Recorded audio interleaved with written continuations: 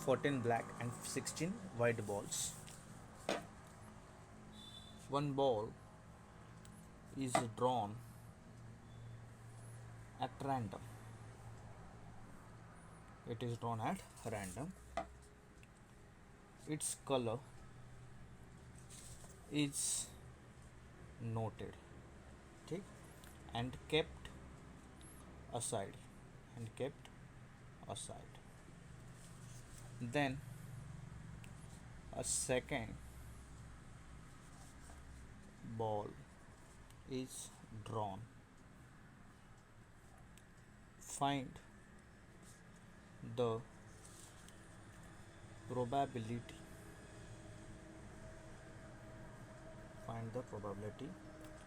that the second ball is white, given that condition दिया हो, given that first the first ball is white, comma, second condition दिया हुआ है, the first ball is black. ठीक, तो question में समझा देता हूँ. An urn contains 14 black 16 white balls. एक यूटेंसिल है जिसके अंदर 14 ब्लैक बॉल्स है एंड 16 वाइट बॉल्स है. One ball is that drawn at random. एक बॉल हमने उसमें से निकाला.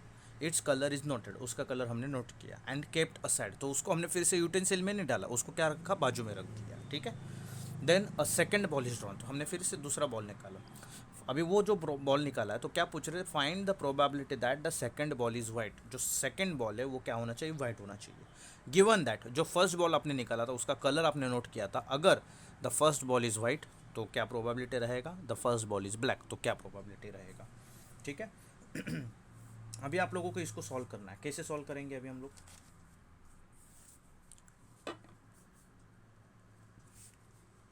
तो मैं लिखता हूँ let A be the first ball drawn. जो पहला बॉल निकाला वो ए है. And B be the second ball drawn. जो दूसरा बॉल निकाला वो कौन है, बी नाम से. या इवेंट है, मान लो ये इवेंट है. ठीक है. बी द ऐसे लिखते इवेंट. ठीक है. B the event of first ball drawn of second ball. ठीक है. नाउ कंडीशन लिखते हैं. A is white. क्या दिया उन्होंने, फर्स्ट बॉल इज वाइट तो A is white. And B is white क्योंकि उन्होंने क्या बोला है, find the probability that the second ball is white तो बी इज वाइट. ठीक है ना. इनको क्या कहना है, ए इज वाइट मतलब ए ऑलरेडी हो चुका है. ये ऑलरेडी हो चुका है, ऑकर्ड, ऑलरेडी ऑकर्ड. ठीक है. And B is now going to happen. तो बी इवेंट अभी क्या होने जा रहा है, एग्जीक्यूट होने जा रहा है. ठीक है. अभी आप मुझे बताओ. आपको पता है, ठीक है, ये यूटेंसिल है. ठीक है. इसमें टोटल वाइट बॉल्स कितने हैं, 16 वाइट बॉल्स है एंड 14 ब्लैक बॉल्स है. ठीक है. ए इज़ वाइट तो पहला बॉल जो निकाला वो कौन था, वाइट था. ठीक.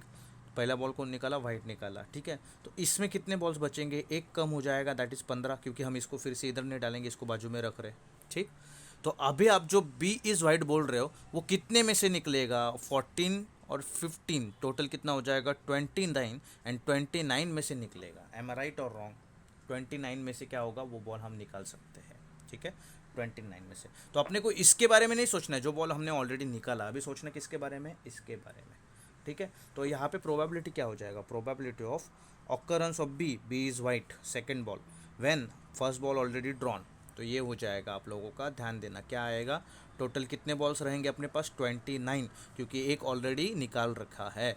और फिर वाइट बॉल्स कितने हैं अपने पास, क्योंकि बी इज़ वाइट बोल रहे हैं ना, तो 15, 16 नहीं बचेंगे अभी. कितने बचेंगे, 15 बचेंगे. तो आपका आंसर आएगा 15/29. ठीक है. ये 29 क्यों आएगा, ऑलरेडी अपने पास कितने थे, 30 थे. 30 माइनस एक हो गया क्योंकि ये ए वाला बॉल है. ठीक है. तो अपने पास बचेंगे 29. ठीक है, टोटल कितने बचेंगे, 29 बचेंगे। एक वाइट ऑलरेडी निकाला, अभी आप दूसरा वाइट निकालोगे तो second white, B is white, तो ये मीनिंग है। ठीक है, now I am giving you the second part. A is black, first ball is black and B is white. B तो चेंज नहीं होगा क्योंकि उसी का प्रोबेबिलिटी निकालना है, एंड बी इज़ वाइट। ठीक है, तो नाउ यहाँ पे P of B by A, B event occur करना है, ए ऑलरेडी हो चुका है।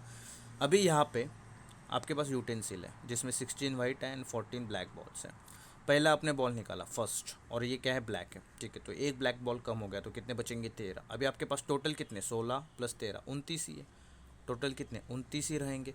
और ब्लैक बॉल कितने रहेंगे, वाइट बॉल कितने रहेंगे यहाँ पे, अभी कितने रहेंगे, 16, क्योंकि बी इज़ वाइट ना, तो हमें इसको निकालना है, तो ये 16 में से एक आएगा। ठीक है, एक वाइट निकलेगा बाद में, तो ये एक वाइट निकलेगा कितने में से, 29 में से। एक ब्लैक निकलेगा कितने में से, 30 में से, तो ये अपना कुछ काम का नहीं है। ये एक वाइट निकलेगा कितने में से, 30 में से, लेकिन ये और एक वाइट निकलेगा, ये कितने में से, 29 में से। ठीक है, तो ये अपने कुछ काम का नहीं है। आपका आंसर 29, 15 में से एक बॉल निकल रहा है तो 15/29, 16 में से एक बॉल निकल रहा है तो 16/29, वाइट बॉल की बात चल रही है। ठीक है, समझा होगा तो यस, नहीं समझा होगा तो नो।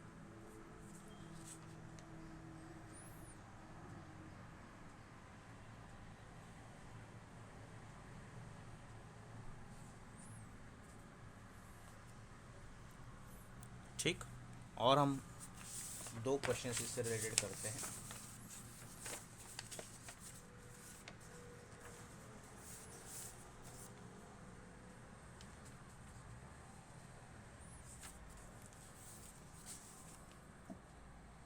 क्वेश्चन मैं लिख रहा हूँ। इन एन एग्जाम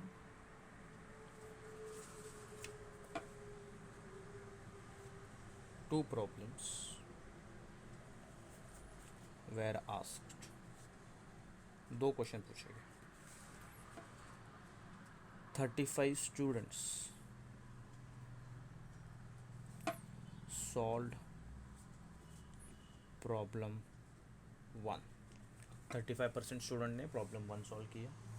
ठीक, and 15% students solve both problems. ठीक है, 15% बच्चों ने दोनों प्रॉब्लम सॉल्व किए। How many students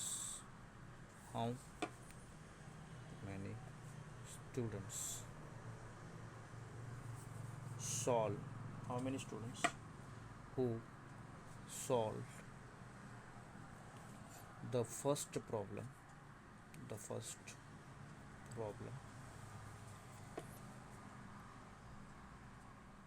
how many students who solved the first problem will also solve the second one। ठीक है, सोचो आप इसके बारे में। क्वेश्चन आपके सामने है। In an exam two problems were asked, 35% student solve problem 1 and 15% student solve both the problems. ठीक है, how many students who solve the first problem, मतलब कितने लोग जिन्होंने फर्स्ट सॉल्व के लिए कर दिया है, will also solve the second one, वो दूसरा भी सॉल्व करेंगे। ठीक, so you have 3 minutes to think and tell me the answer. Anybody got the answer? No, why no? Okay, no भी नहीं है, एस भी नहीं है। ठीक है, नो। चलो मुझे बताओ, क्वेश्चन में एक चीज़ बहुत क्लियर है। ठीक है, मैं लिख रहा हूँ, let A be the event that student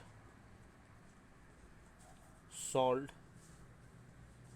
problem 1।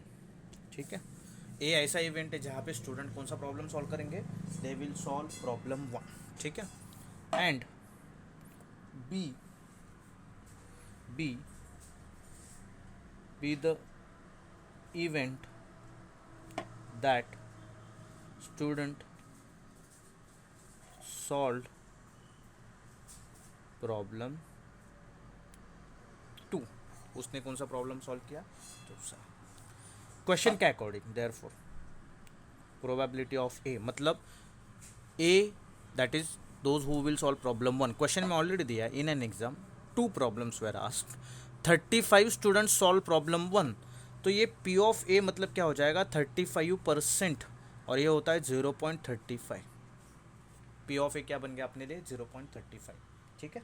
Now आगे बोला है 15% student solve both the problems, okay, and probability of A intersection B, A intersection B मतलब क्या, जिन्होंने 1 भी सॉल्व किया 2 भी सॉल्व किया, कितना दिया है 15%, 15% मतलब कितना हो जाएगा 0.15, ठीक है। अभी हमें क्या निकालना है, now how many students who solve the first problem will also solve the second, okay, मतलब probability of B occurrence of A, मतलब जिन्होंने ए मतलब पहला क्वेश्चन सॉल्व कर लिया है they will solve second question, ये हमें निकालना है। इसका फॉर्मूला पढ़ा था हम लोगों ने, P of A intersection B upon P of A, ख़त्म, 0.35 अपॉन 0.15, सॉरी 0.15 इंटरसेक्शन है ना, 0.15 अपॉन 0.35, तो ऊपर भी 2 डेसिमल है नीचे भी 2 डेसिमल, तो मैं सीधा 2 हटा के नीचे 35 15 लिख सकता हूँ, 5 3 ज़ा 5 7 ज़ा, तो 3/7, तो इसको डिवाइड करेंगे 7 से नहीं होगा तो 0 मतलब 37 4 ज़ा 28, राइट, 2 बचेगा, 7 2 ज़ा 14, 6 बचेगा, 7 8 ज़ा 56, 4 बचेगा, 7 5 ज़ा 35, तो 0.4285 विल बी आवर आंसर। समझा तो यस, नहीं समझा तो नो। ऐसे क्वेश्चंस एग्जाम में बहुत इंपॉर्टेंट होते हैं क्योंकि बहुत क्लियर है, फॉर्मूला बेस्ड है, आंसर्स जल्दी आते हैं। तो आपने 3/7 लिखा तो भी मार्क्स मिलेगा, 0.4285 लिखा तो भी मार्क्स मिलता है, ठीक है।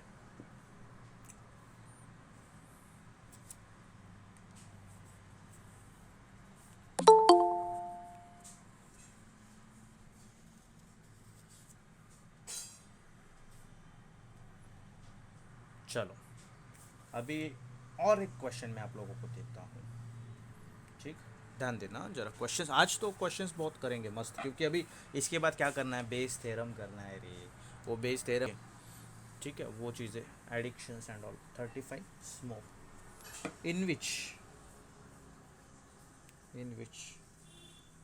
देर आर 20 मेल्स, उनके वो जो 35 स्मोक करते हैं उनमें 20 कौन है, मेल्स हैं, ठीक है। What is the probability that if the person surveyed is a smoker then he is a male, ठीक है। अभी क्वेश्चन को समझो, क्वेश्चन बहुत इंपॉर्टेंट है समझना। क्या बोला जा रहा है क्वेश्चन में, आउट ऑफ 50 पीपल, 50 लोगों में से जो सर्वे हुआ उसमें 35 लोग स्मोक करते हैं और वो 35 लोगों में 20 लोग मेल हैं। What is the probability that if the person surveyed, मतलब अगर उसका सर्वे हुआ, ही इज़ अ स्मोकर, वो स्मोकर है, then he is a male, तो वो क्या है, मेल होना चाहिए। Okay okay, not an issue, not an issue. अभी हमें इसको सॉल्व करना है, कैसे सॉल्व करेंगे देखना, ध्यान देना। लेट A be the event that a person is smoker, person क्या करता है, स्मोकिंग करता है, तो he is a smoker, ठीक है। Next, and B be the event that a person is male, वो क्या है, मेल है, ठीक है। नाउ पी ऑफ ए मतलब क्या, probability of a person is smoker, जो बंदा स्मोकिंग करता है उसका प्रोबेबिलिटी क्या है। टोटल लोग कितने हैं, 50, उसमें से स्मोक करने वाले कितने मिले, 35, खत्म, ये आ गया प्रोबेबिलिटी, 50 लोगों में से 35, ठीक। Now and probability of A intersection B मतलब क्या, probability of a person is smoker, A मतलब smoker, and he is a male, and वो क्या है, मेल भी है, तो ए एंड बी दोनों। तो अभी अपने को क्या पता चला, टोटल लोग कितने हैं, 50, उसमें से 35 तो स्मोकर है, लेकिन उसमें से 35 में से भी 20 कौन है, मेल, तो ये तो 50 में से 20 मेल स्मोकर मिल गए ना, खत्म। 50 में से 20, सर स्क्रीन में कुछ दिख नहीं रहा है, बेटा मेरे स्क्रीन पे दिख रहा है सब। Anybody else is having problem? क्या क्या क्या?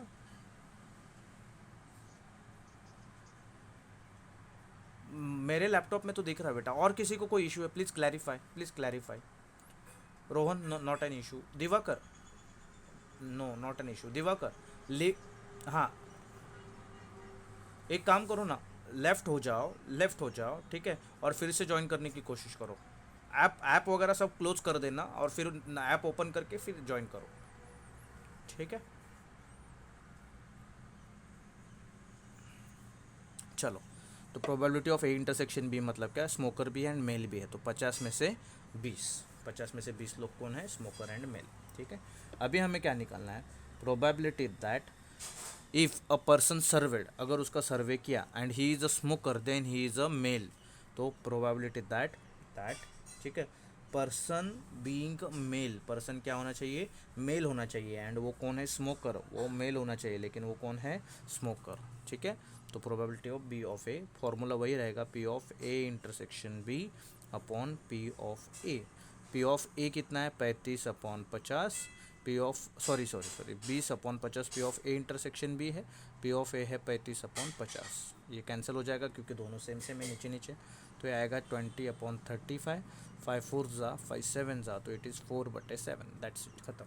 सॉल्व करना आगे करो, नहीं करना मत करो। तो ये आपको क्या मिला प्रोबेबिलिटी, कि पर्सन को सर्वे किया, वो स्मोकर मिला, तो वो मेल होगा। तो ए मतलब क्या है, स्मोकर, बी मतलब क्या है, मेल। समझा तो यस, नहीं समझा तो no.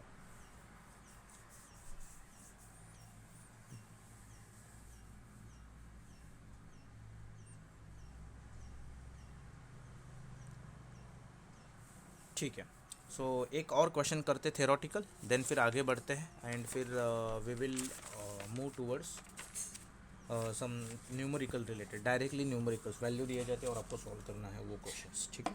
Question is, in a school the third language, in the school the third language has to be chosen between Hindi and French. If a student has taken French, then what is the probability, that he will take Hindi if the probability of taking Hindi is 0.34.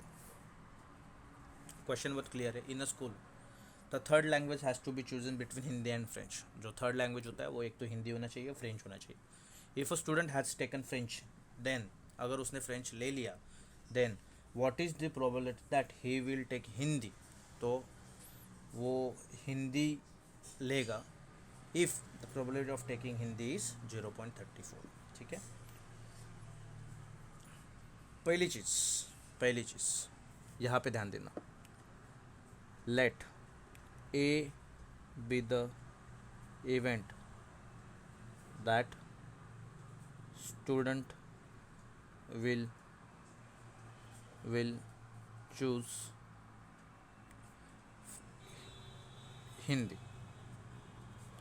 and B be the event that student will choose French. ठीक, question में बोला if the probability of taking Hindi 0.34, तो probability of ए क्या हो जाएगा 0.34, question में directly दिया हुआ है। Now probability of A intersection B, कि वो हिंदी एंड फ्रेंच चॉइस करेगा, इसका प्रोबेबिलिटी क्या रहेगा मुझे बताओ। हिंदी एंड फ्रेंच का, हिंदी एंड फ्रेंच का प्रोबेबिलिटी क्या रहेगा 0। क्यों, क्वेश्चन में क्लियरली बोला in a school the third language has to be chosen between Hindi and French. एक तो हिंदी होना चाहिए या फ्रेंच होना चाहिए, दोनों साथ में नहीं। तो दोनों साथ में नहीं आने का चांसेस क्या 0। जब भी ये ऐसा आता है तो हम इसको कहते हैं mutually exclusive events, mutually exclusive events. ठीक है, तो आपका प्रोबेबिलिटी ऑफ सिलेक्टिंग फ्रेंच, ठीक है, if he will take Hindi क्या हो जाएगा P of A intersection B upon P of A, P of A intersection B 0 है अपॉन 0.34, 0 अपॉन एनीथिंग का आंसर क्या आता है 0। तो वो बंदा एट अ टाइम दोनों लैंग्वेज सिलेक्ट नहीं कर सकता। ठीक है, ये आपका फाइनल आंसर है। तो आंसर क्या आएगा 0। आप इस क्वेश्चन को थोड़ा इम्पोर्टेंट मार्क करके रखो in the exam point of view. ठीक है, मैं यहाँ पे लिख देता हूँ IMP इम्पोर्टेंट। ठीक, चलो बढ़ते हैं आगे and we are moving towards some numerical problems as I said.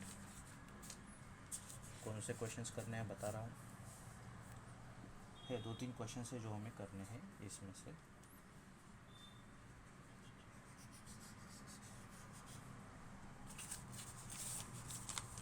देखो बोलते बोलते 4 क्वेश्चन हो गए, पता भी नहीं चला, 1 2 3 4। अभी और क्वेश्चंस करने हैं। Question is if P of A is 1/3, P of B is 1/2, P of A oblique B, मतलब A इवेंट का प्रोबेबिलिटी B ऑलरेडी हो चुका है, दिया है 1/6। तो बोल रहे find P of A intersection B and P of B by A।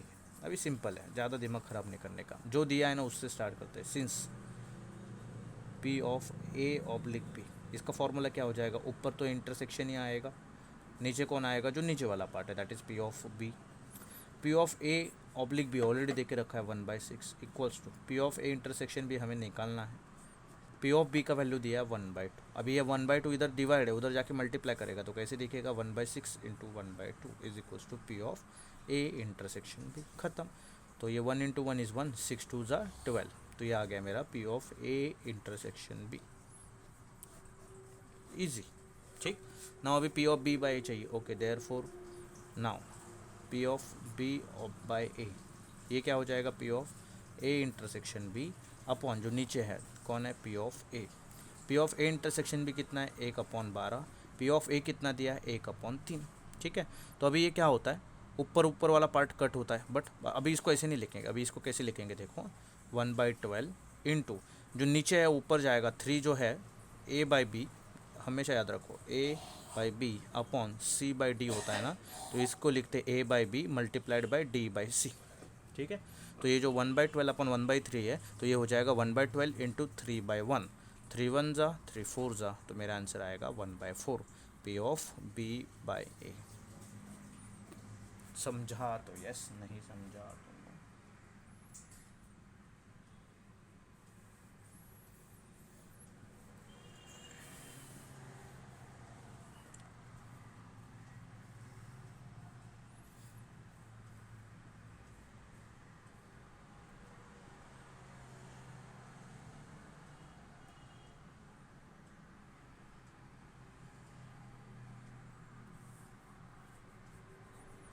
ठीक है, चलो नेक्स्ट क्वेश्चन देता हूँ। नेक्स्ट मतलब रिलेटेड टू कंडीशनल का ये लास्ट क्वेश्चन है अपना। Question is if P of A is equals to 0.8, P of B equals to 0.7, P of A union B equals to 0.6, तो बोल रहे find P of A intersection B comma P of A oblique B and P of B oblique A। इतने तीन चीज़ें हमें निकालनी है, ठीक है। अगर इसमें से कोई एक वैल्यू दी रहती ना तो P ऑफ A इंटरसेक्शन भी निकलता, लेकिन एक कोई वैल्यू नहीं दी है, ठीक है, कोई इशू नहीं। यहाँ पे लिखेंगे वी नो दैट, क्या पता है हमें, P of A union B is nothing but P of A plus P of B minus P of A intersection B, ये हम लोगों को पता है, ठीक। Now P of A union B कितना है 0.6 equals to P of A कितना है 0.8 प्लस P ऑफ B कितना है 0.7 minus P of A intersection B as it is. ये माइनस है, इधर आने के बाद प्लस होगा तो ये हो जाएगा P of A intersection B, और 0.6 इधर प्लस है, इधर आने के बाद माइनस होगा। 0.8 एंड 0.7 होता है 1.5, इसमें से ये 0.6 क्या होगा माइनस, तो मेरा आंसर आएगा 0.9 किसका, P of A intersection B का। बस अभी इसके बाद P of A oblique B मतलब तो ईजी हो गया ना। P of A oblique B क्या होता है, P of A intersection B divided by जो नीचे है P of B, P of A intersection B 0.9 divide by P of B कितना दिया है 0.7। तो कुछ तो भी गड़बड़ है, कुछ तो भी क्वेश्चन में गड़बड़ है, क्योंकि ये 0.9/7 ये नहीं होना चाहिए, क्वेश्चन में कुछ तो भी गड़बड़ है। 8 और 7 15, तो ये 1.5 ही आएगा, माइनस 0.6 तो ये हो जाएगा 0.9, ये तो सही है। P ऑफ A, क्योंकि प्रोबेबिलिटी कभी भी एक से बड़ा नहीं आना चाहिए ना वैल्यू, 0.9/0.7 करो तो ये 1 से बड़ा हो जाता है, तो इसमें कुछ तो भी करना पड़ेगा।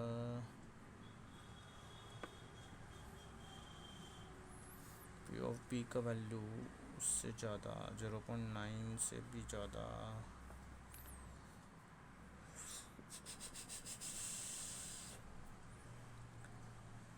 आठ 7 15, 1.5 में से 0.9, ये तो बराबर है।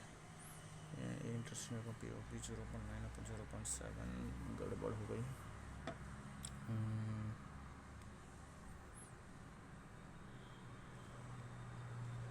एक काम करो, P of A union B को 0.9 ले लो, कितना ले लो 0.9, तो 1.5 माइनस 0.9 कितना हो जाएगा 0.6 हो जाएगा, तो ये बनेगा 0.6। तो दोनों जगह पे एक एक डेसिमल है, तो ये 6/7 आएगा, और ये अभी 1 से वैल्यू कम आ रहा है, ठीक है। Next and P of B oblique A, तो ये क्या हो जाएगा P of A intersection B divide by P of A आएगा, जो नीचे है वही यहाँ पे आएगा।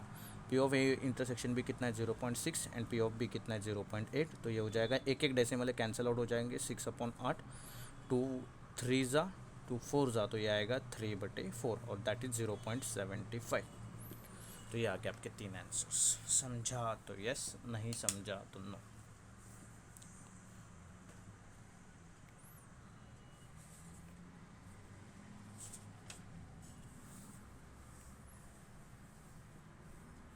ठीक है, नाउ बेस थ्योरम।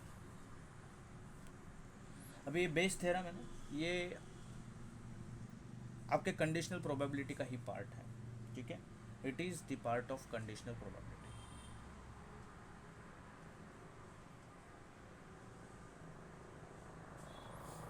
तो क्या होता है, किसी को कोई आइडिया, आप लोगों ने स्कूल में वगैरह पढ़ा होगा, you have studied this Bayes theorem in your school level mathematics, आपने स्कूल के टाइम पे पढ़ा होगा वगैरह ऐसा कभी।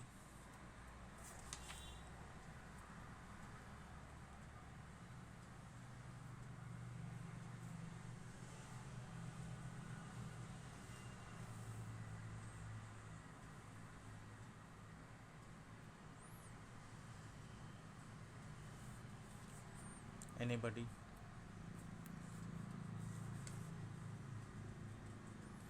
बोलो।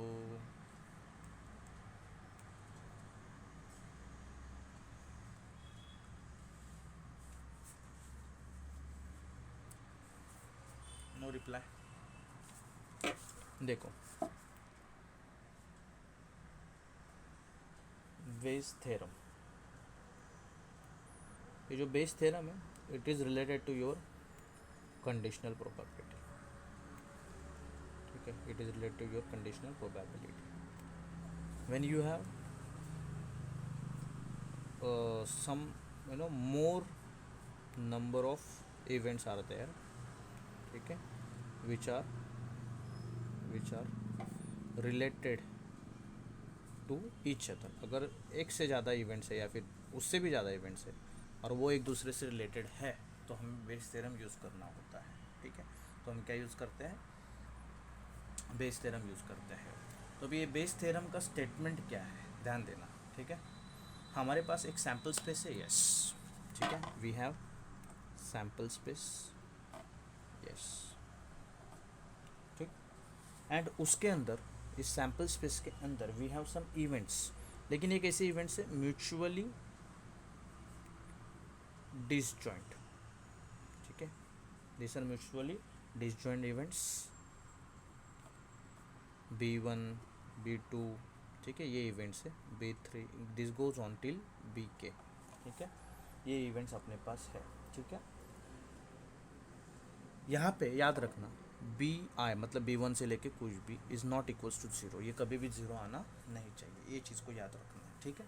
तो probability of getting any B event, B का कोई भी इवेंट अगर अपने को चाहिए तो उसको मैं BI से लिखता हूँ।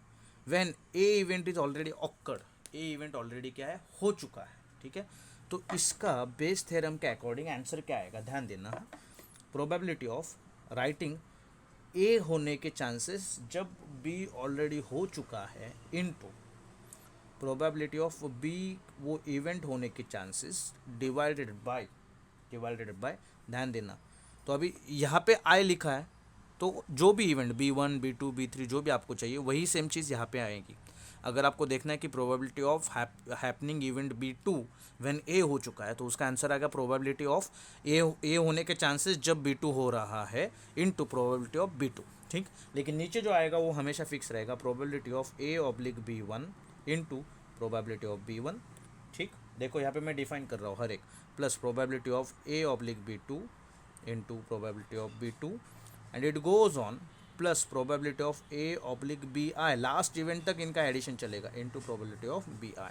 तो जो ये ऊपर आएगा वो नीचे भी आएगा, लेकिन सभी के सभी उसके अंदर क्या हो जाएंगे, इंक्लूड हो जाएंगे। यही आप लोगों का क्या है, यही आप लोगों का बेस थ्योरम है, यही आप लोगों का बेस थ्योरम है, ठीक है। इतना ही है बस, अभी अपने को पढ़ना है, एक्चुअली क्या है वो पढ़ना है अपने को, ठीक। तो यहाँ पे एक चीज़ याद रखना, जो ये इवेंट्स है B1 B2 B3 they are mutually disjoint events, मतलब उनका एक दूसरे के साथ रिलेशन नहीं है, लेकिन एक इवेंट ए है जो इनके हर एक के साथ वो रिलेटेड है, ठीक है, उनके हर एक के साथ वो क्या है, रिलेटेड है, ठीक है।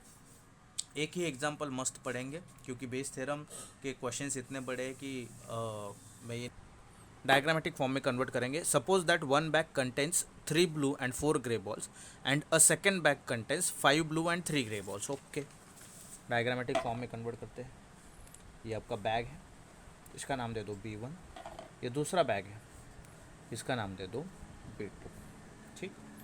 ये B1 में, बैग 1 में कितने ब्लू बॉल्स है, 3 ब्लू बॉल्स, तो मैं इसको स्मॉल b लिखता हूँ, ठीक है। एंड 4 ग्रे बॉल्स तो 4G लिखता हूँ, ठीक। एंड बैग 2 के अंदर we have 5 blue balls that is 5B लिखता हूँ एंड 3 ग्रे बॉल्स तो यहाँ पे 3G लिखता हूँ, ठीक है। अभी क्या बोल रहे हैं, a ball is selected by choosing one of the bag. पहले तो फर्स्ट स्टेप क्या है, फर्स्ट स्टेप क्या है, सिलेक्ट बैग, ठीक। सेकेंड स्टेप क्या है, select a ball from that bag, उसी बैग में से बॉल निकालना है, ठीक है। चलो क्वेश्चन क्या है, लेकिन if the ball chosen is blue तो अपने को ग्रे से लेना देना नहीं है, ग्रे से लेना देना नहीं है क्योंकि बात चल रही ब्लू की। Then what is the probability that it came from the first bag, तो क्यों क्या प्रोबेबिलिटी, अभी ब्लू बॉल चूज करेंगे तो दोनों में से आ सकता है, तो आपको पूछा है कि प्रोबेबिलिटी क्या है कि वो बैग 1 में से आना है। तो अभी हम इसको सॉल्व करते हैं, ठीक है। लेट, मैं क्या क्या नाम दे रहा हूँ ध्यान देना, small b B the event that the chosen ball is blue, ठीक है, क्योंकि हमें ब्लू से लेना देना, कॉमा B1, B1 क्या है, B the event that that the ball came from bag 1, ठीक है, फर्स्ट बैग में से आया, and B2 B the event that the ball came from bag 2, second bag में से आया, ठीक है। अभी देखो मैं क्या लिख रहा हूँ, प्रोबेबिलिटी ऑफ B/B1 मतलब क्या, मैंने बैग B1 सिलेक्ट किया, bag B1 selected, just a second,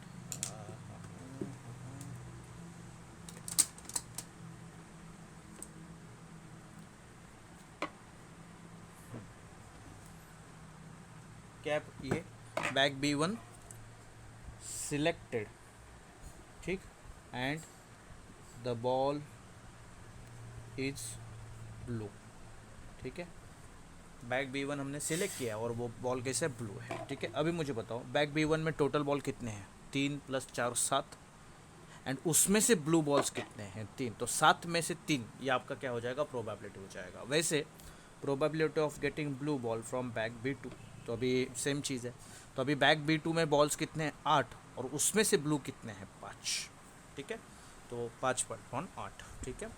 तो ये क्या है आप लोगों के टोटल बॉल्स इन बैग 1, ये टोटल बॉल्स इन बैग 2, ये क्या है, ब्लू बॉल्स, ठीक, ये क्या है, ब्लू बॉल्स।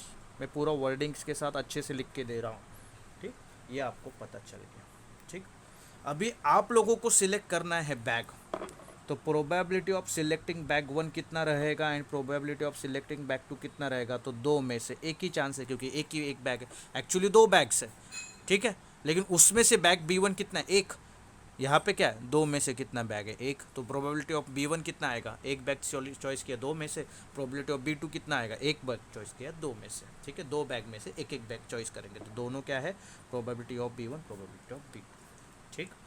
नाउ अभी हम लोगों को कुछ तो भी लिखना है, क्या, what will be our answer, तो देखो अभी ध्यान देना, बहुत इंपॉर्टेंट है। अभी हम एक जगह पे पहुंच गए, कहाँ पे, हमने बॉल सिलेक्ट किया बैग B1 में से, बॉल सिलेक्ट किया बैग B2 में से, लेकिन अभी हमारा जो क्वेश्चन है वो क्या पूछ रहा है, ठीक है, क्वेश्चन क्या पूछ रहा है, देखो मैं लिख रहा हूँ, therefore probability of getting a blue ball, हमें sorry probability of getting a blue ball and the bag is B1, ये हमें फाइंड आउट करना है, probability of getting a blue ball, लेकिन बैग कौन सा है, B1 है, तो अभी हम क्या लिख रहे, ball is blue and it came from B1, फ़र्क देखो दोनों में, जब मैंने स्मॉल B/B1 लिखा था तो बैग B1 सिलेक्ट हुआ और फिर बॉल ब्लू आया, यहाँ पे B1/B लिखा तो मैंने क्या लिखा, ball is blue, ball already हमने ब्लू है ये डिक्लेयर कर दिया, बैग अपना B1 होना चाहिए, ये कंडीशन है।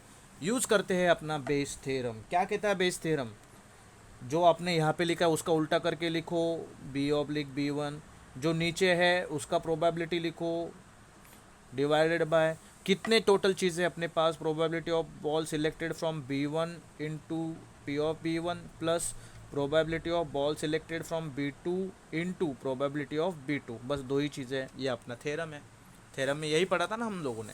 तो अभी मुझे बताओ हम लोगों का P/B1 कितना है, 3/7 इनटू P/B1 कितना है, 1/2 डिवाइडेड बाई P/B1, मतलब ये चीज़ फिर से रिपीट होनी है, प्लस प्रोबेबिलिटी ऑफ B/B2 कितना है, 5/8 मल्टीप्लाई बाय 1/2, P/B2 भी 1/2 है, ख़त्म। अभी देखो आंसर कैसे फटाक से आता है, 3 1 ज़ा 3 अपॉन 7 2 ज़ा 14 डिवाइडेड बाय 3 1 ज़ा 3 डिवाइड बाय 7 2 ज़ा 14 प्लस 5 1 ज़ा 5 डिवाइड बाय 8 2 ज़ा 16, ठीक। नाउ ये है 3/14। अभी मैं क्रॉस मल्टीप्लाई करता हूँ, 16 3 ज़ा 48 प्लस 14 5 ज़ा 70 डिवाइड बाय 14 × 16। थोड़ी देर पहले मैंने बोला था A/B डिवाइड बाय C/D। इसको हम कैसे लिखेंगे, 3/14 इंटू जो नीचे वाला पार्ट है 14 × 16 ऊपर 48 + 70 होता है 118। ठीक।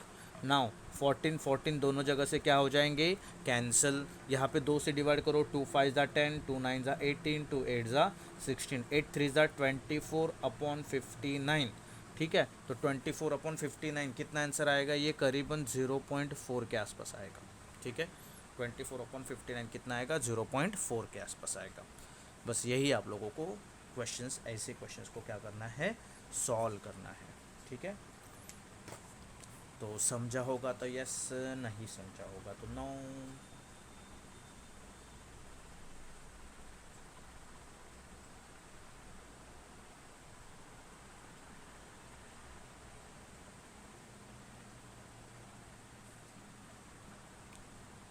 ठीक है, अभी हम थ्योरम करते हैं। एक थ्योरम मतलब just a proof kind of thing, और उसके बाद फिर हम 5 मिनट उस थ्योरम में जाएंगे, फिर 15 मिनट अपने को बचेंगे। तो हम फिर करेंगे आपका रैंडम वेरिएबल, और ये चैप्टर को आज किस दिन समाप्ति मिल जाएगी। ठीक है, तो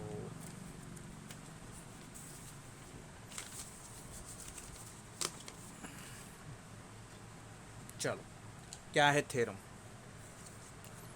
क्वेश्चन के फॉर्मेट में लिखते हैं, प्रूव दैट।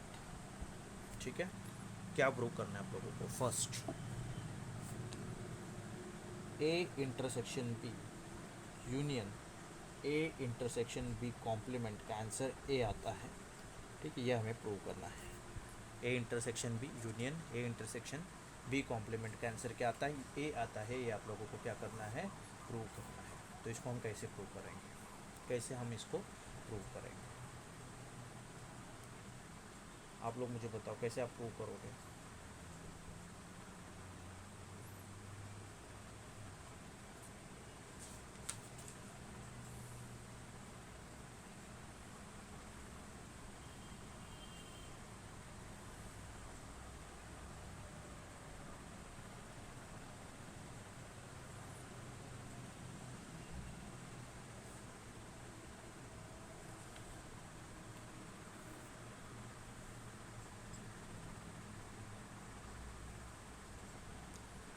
बोलो।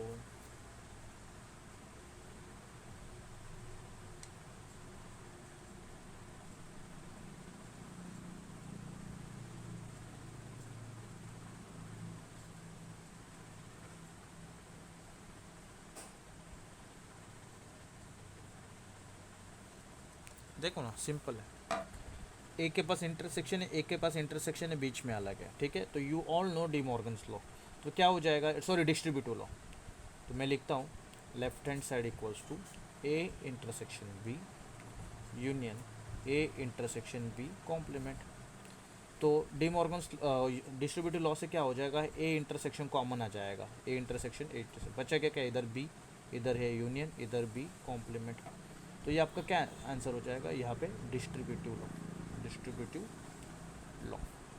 ठीक ना, A intersection B B complement का आंसर क्या आ जाएगा, मतलब जो सेट होता है ए कॉम्प्लीमेंट का आंसर क्या आता है, यूनिवर्सल सेट आता है। क्या आता है, यूनिवर्सल सेट आता है। तो ये कौन सा लॉ है, कॉम्प्लीमेंट लॉ, कॉम्प्लीमेंट लॉ। ठीक ना, जो यूनिवर्सल सेट है उसमें जो ए के एलिमेंट है तो वो यूनिवर्सल में आने ही आने हैं, और उसका इंटरसेक्शन करोगे तो जो ए में एलिमेंट है वही आपका क्या आएगा, इंटरसेक्शन आएगा। तो ये कौन सा लॉ हो जाएगा, आइडेम्पोटेंट लॉ, आइडेम्पोटेंट लॉ। ठीक है, और यही आ गया आपका final answer, that is L H S equals to R H S. खत्म, L H S equals to R H S. ठीक, समझा होगा तो यस, नहीं समझा होगा तो no.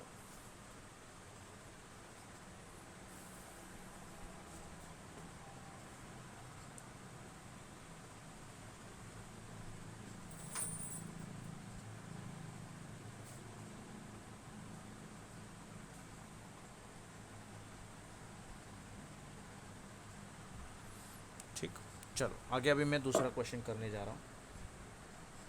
Show that show that P of A, ठीक है, sorry, show that A and B complement are independent event.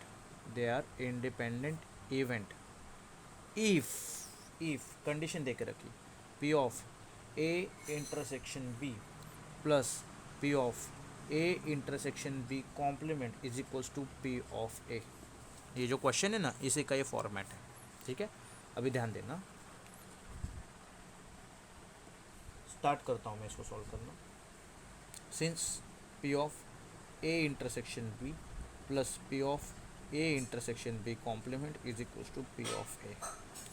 ये जो मेरा p of a intersection b इधर प्लस में, उधर जाके क्या होगा माइनस, तो ये हो जाएगा p of a intersection b complement equals to p of a minus p of a intersection b. Plus था वो क्या हो गया, माइनस हो गया, ठीक है, सिंपल.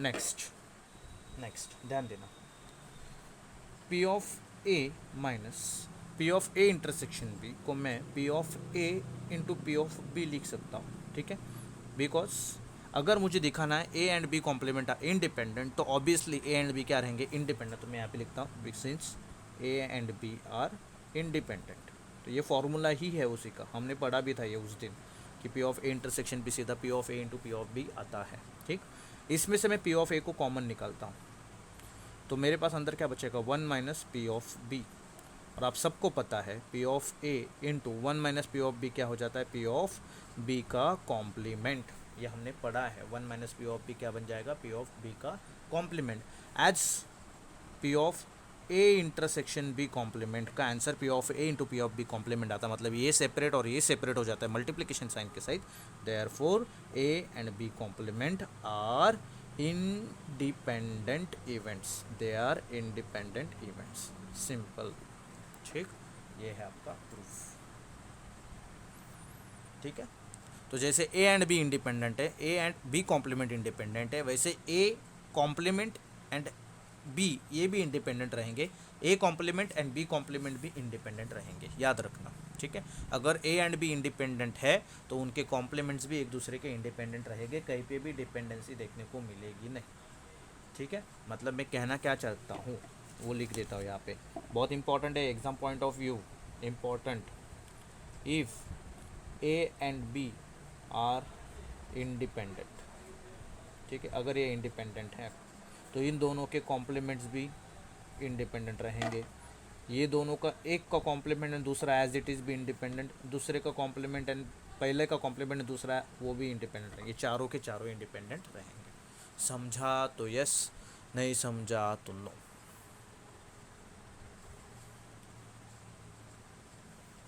ठीक.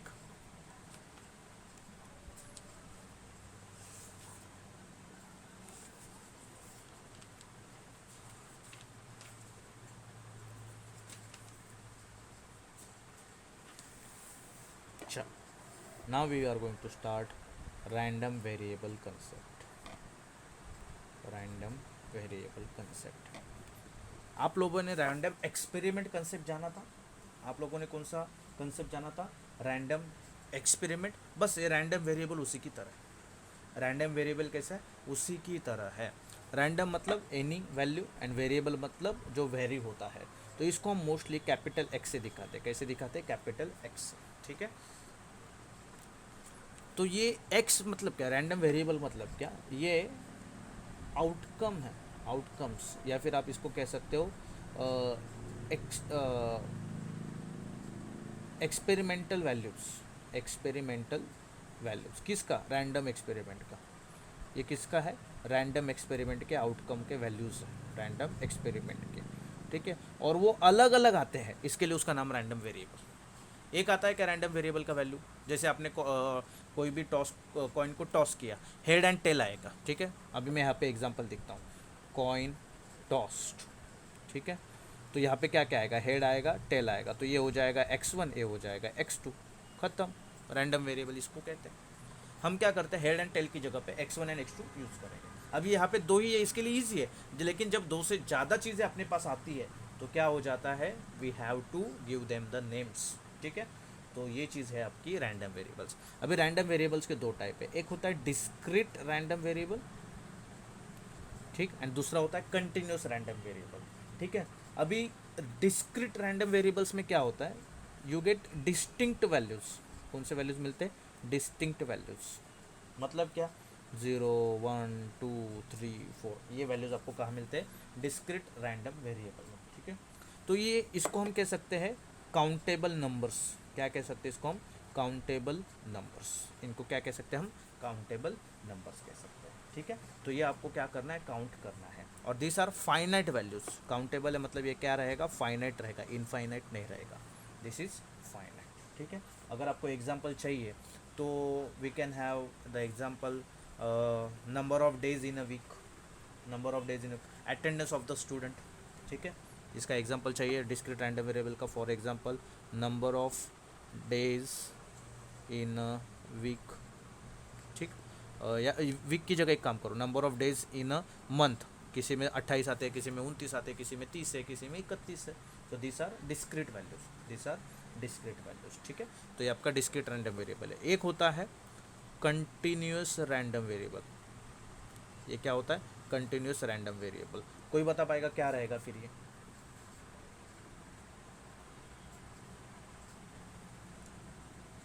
कंटिन्यूस रैंडम वेरिएबल कोई बता पाएगा। ये जो है ना, ये इनफाइनाइट वैल्यूज लेता है कभी कभी, infinite values, it can take infinite values. ये है ना, मोस्टली एग्जांपल बोलता था, हाइट, इंसान का हाइट कितना है, तो ये कंटिन्यूस है। आप ये नहीं बोल सकते हो 0 1 सेंटीमीटर सेपरेट नहीं बोल सकते हो, हाँ ये 0 से 153 का है मतलब इसका हाइट 153 सेंटीमीटर है, ठीक है। या फिर आप वेट का एग्जांपल ले सकते हो, वेट, ठीक। या फिर आप डिस्टेंस ले सकते हो, ठीक है। तो ये आपका क्या होता है, कंटिन्यूस रैंडम वेरिएबल्स, ठीक है, जो इनफाइनाइट पॉसिबिलिटीज़ दे सकता है, इनफाइनाइट वैल्यूज़ वो दे सकता है। इसके लिए हम इसको क्या कहेंगे, कंटिन्यूस रैंडम वेरिएबल। अभी प्रोबेबिलिटी और इसका रिलेशन क्या है, ठीक है। तो जब प्रोबेबिलिटी एंड इसका रिलेशन निकालते हैं तो इसको हम कहते हैं प्रोबेबिलिटी डिस्ट्रीब्यूशन। क्या कहते हैं, प्रोबेबिलिटी डिस्ट्रीब्यूशन। इसको हम क्या कहेंगे, प्रोबेबिलिटी डिस्ट्रीब्यूशन, ठीक है। इसको मोस्टली पीडी के नाम से जाना जाता है, पीडी, ठीक।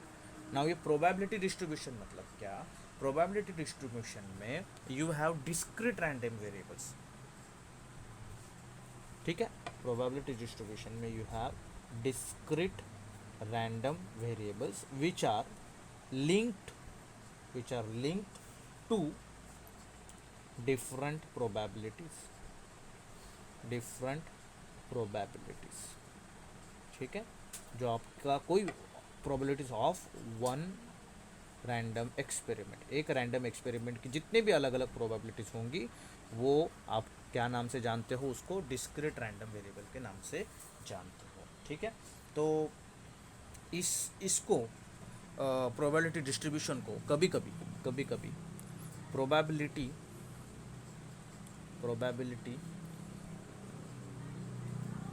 मास फंक्शन, मास मतलब लार्ज अमाउंट, ठीक है। या फिर सिंपली प्रोबेबिलिटी फंक्शन के नाम से जाना जाता है, प्रोबेबिलिटी फंक्शन के नाम, important for your exam, probability function के नाम से जाना जाता है, प्रोबेबिलिटी मास फंक्शन या फिर प्रोबेबिलिटी फंक्शन के नाम से जाना जाता है, ठीक है।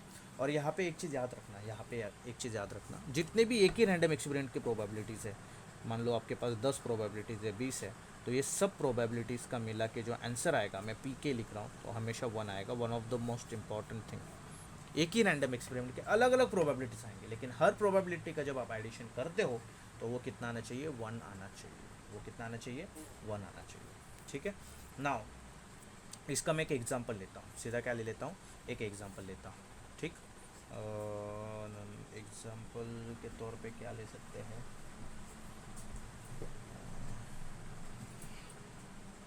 हाँ चलो एग्जांपल लेता हूँ प्रोबेबिलिटी मास फंक्शन का। 3 coins are tossed, ठीक। what is the probability of getting at least what is the probability of getting at least one head, ठीक है। चलो अभी देखो, 3 coins are tossed, what is the probability of getting at least 1 head. तो अभी मैं यहाँ पे क्या कर रहा हूँ, आउटकम लिख रहा हूँ एंड यहाँ पे उसका प्रोबेबिलिटी लिख रहा हूँ। ठीक, आउटकम मतलब क्या, गेटिंग हेड। आउटकम मतलब क्या, यहाँ पे गेटिंग हेड कितना वो बाद में देखेंगे। ठीक, देखो तो probability of getting at least 1 head, तो एक हेड आना चाहिए, गेटिंग हेड मतलब एक हेड आना चाहिए, 2 आएंगे या फिर 3 आएंगे, उससे जाना आने वाले है क्या। जब आप इसका टेबल बनाओगे, H H H H T T T T, H H T T, H H T T, H T H T H T H T. ठीक है, अभी एक हेड वाले कितने हैं, एक हेड वाले 1 2 3, तो इसका प्रोबेबिलिटी कितना हो जाएगा, 3, कितने में से, 8 में से। एक हेड जिनके पास है वो कितने हैं, 3, 8 में से। ठीक है, 2 हेड वाले कितने, 2 हेड वाले 1 2 3, इनका भी प्रोबेबिलिटी कितना है, 3, कितने में से, 8 में से।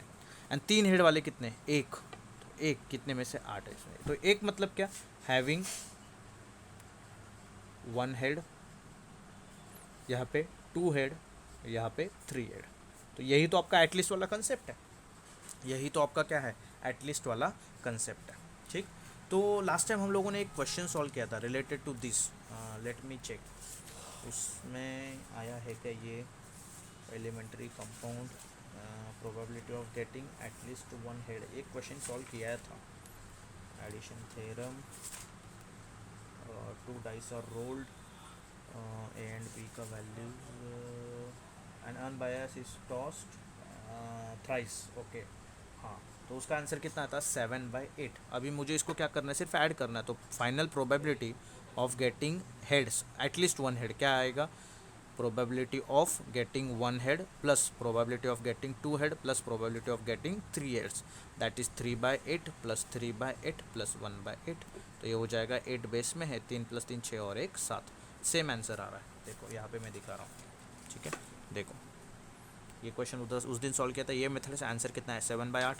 ये मेथड से करूँगा तो भी 7/8 है, लेकिन ये मेथड कौन सा है, probability mass function. Mass function मतलब ज़्यादा नंबर ऑफ वेरिएबल्स है। ठीक है, या फंक्शन मतलब क्या, हम पी ऑफ एक्स लिख रहे हैं तो एक फंक्शन की तौर में लिख रहे हैं, इसके लिए समझा तो यस, नहीं समझा तो no.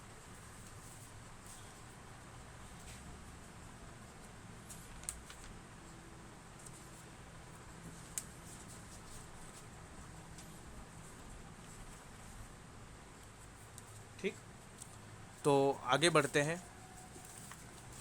Now we are going to see the next concept called mean, और इसी का दूसरा नाम है expected value of a discrete random variable. ठीक है, मीन और expected value of discrete random variable, दोनों का मीनिंग क्या है, सेम। और ये कैसे आता है, तो इसका फॉर्मूला है E of X, expected value का फॉर्मूला, या फिर मीन है तो mu of X is equals to summation, addition होगा किस किस का,